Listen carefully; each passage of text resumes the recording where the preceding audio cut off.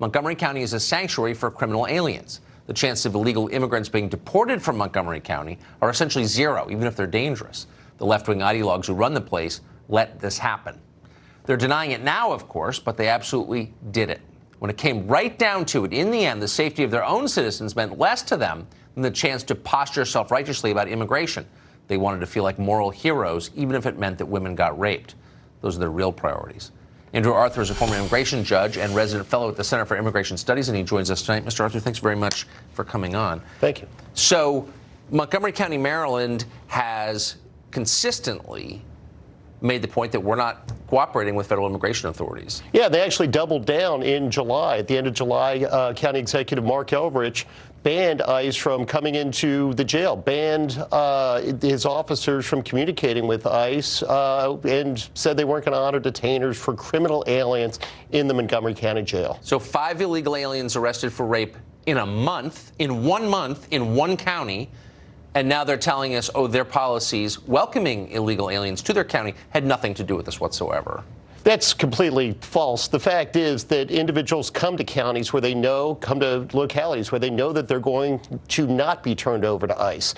Montgomery County probably has one of the strongest anti-ICE policies that I can think of. You won't allow ICE officials into your jail to talk to criminal aliens. It's ridiculous. So if you're the family of one of these victims, do you have a case against the people running Montgomery County? Unfortunately, you don't. Sovereign immunity is going to protect Mark Elrich, the county executive, and the members of the county council against any claims like that. They're not responsible for the rapes that took place there, even though they opened the front door and allowed these individuals into their county. In a just world, they would pay the price for this. Is there any hope at this point, again, 5 rapes in a month, that this policy will change? Well, they've actually had to backtrack after the story came out about the 2 aliens who had raped the 11-year-old girl, one multiple times, and filmed it with a cell phone. But even then, they only say that they'll allow in ICE for serious crimes, or they'll notify ICE about serious crimes, not about non-serious crimes. But even then, that definition is not very clear.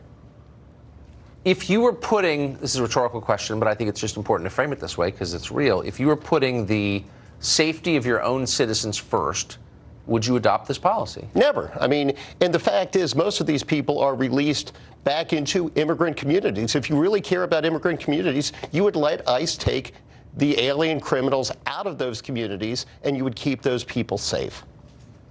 At this point, we know that the line we've been fed for the past 5 years, immigration is not a security issue, illegal immigrants commit fewer crimes than native-born citizens. I mean, these are all lies.